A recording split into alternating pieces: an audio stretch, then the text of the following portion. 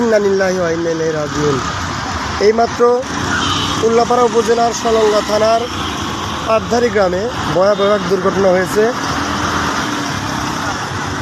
যাত্রীবাহী বাস এবং ট্রাকের মুখোমুখি সংঘর্ষ। আলহামদুলিল্লাহ মানুষের ক্ষয়ক্ষতি তেমন হয়নি। ঢাকা থেকে ছেড়ে আসা বাসটি